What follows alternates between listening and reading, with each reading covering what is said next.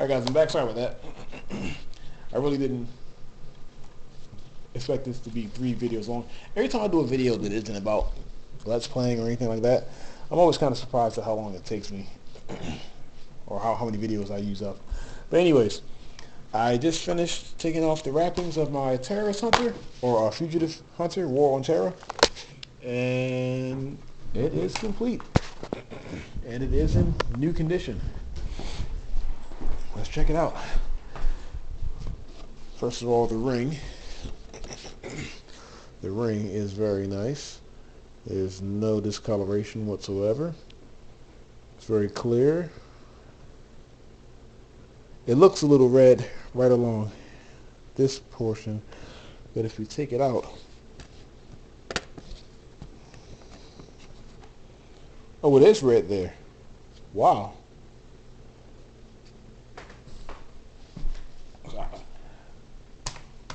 I don't know how that happened. It's a little burgundy right along here.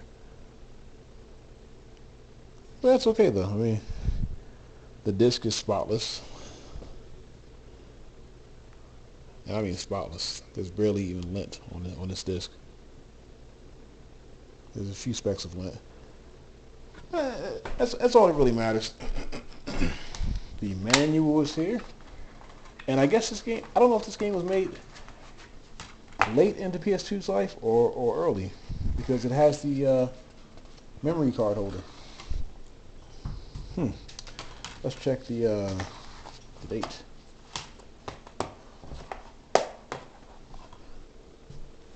Mm, 2002, 2003. Oh, never mind. Oh, I guess it's been out. I guess it's been out forever, or for a long time. It's just like, before I even heard of it, like when I started hearing about this game, like bad reviews or whatever, it made me think that like it was the game that was just discovered because it was new. Because you think like, you know, with all the bad reviews of this game, you would think like there would have been reviews for it early on. And back in the early 2000s or whatever, when I was watching reviews on GameStop or GameSpot and not IGN but GameSpot, I never heard of this game. They never mentioned it. And you think, you know, they review some of the bad games, because GameSpot did reviews for a lot of 6th generation games, even the bad stuff. Some stuff was so bad I guess they didn't get reviews, but a lot of bad games got reviews. I never remember seeing a Fugitive Hunter, and I was the kind of person that went to GameSpot.com every single day of the week when I was at the library. But anyways, there it is. And yeah, I guess I'll talk about some other stuff real quick. Right now, I am like I said, I decided to come back to Let's Playing. It's that time of the year again, and I got frustrated with adventure games. I only managed to successfully complete one adventure game. I had other ones that I could have done, but I was just so frustrated with not really the genre of adventure games. Not that genre. It's just, I don't know. I guess the games that I was trying to do got me so frustrated. I was like, ah, screw it. You know, let's just say goodbye to adventure games for a while. So I decided to come back to shooters, and when I did that, I was like, well, now that I'm back, you know, because I really miss my shooters. Because like back when I was Let's Playing adventure games, I didn't really play a lot of shooters when I wasn't Let's Playing. I tried a few on 360, like Far Cry 4 or whatever. I eventually got a little bored. I guess I wasn't playing the right ones or whatever, because I have a lot of shooters, and some of them, I don't know. I even tried The Godfather for 360, thinking out like that. You know, because like I said, like I collect games, you know, and so I don't play everything as soon as I get it. So I have a ton of games that I haven't played yet. Like I haven't played what's that game called? Inferno for the 360, which is a shooter. You know, and so like when I do get around to playing these games that I bought years ago, you know, I don't know exactly how much I'm going to like it or dislike it. So I was trying to play other stuff to hold me over, but mostly, you know, I was playing my 3DS and my handhelds, and I was playing other stuff. I was really playing a lot of shooters, even when I wasn't, uh, when I wasn't Let's Playing. So, so I was like, now that I've come back to Let's Playing and I wanted to do shooters, I want to, I was kind of happy because, like, playing shooters or whatever, just playing shooters again felt good, especially the 6th generation stuff. And I was like, well, let me just add some stuff. Let me add some stuff, because before, when I did shooters, I didn't want to do any open world shooters. But I was like, well, I already did an open world adventure game, Steamboat Chronicles. So I guess I try to be more open-minded. So the list of shooters that I have now outnumbers the list of adventure games that I want to Let's Play. And I figured, let me just be more open-minded. Let me do some open world shooters. Let me try and do what I used to do, or what I wanted to do before, when I, had plans of starting my channel. So now I have a few open world games. I'm going to be doing Grand Theft Auto 3. I may even do one of the Vice City or Liberty City stories. So I'm going to do a few open world games.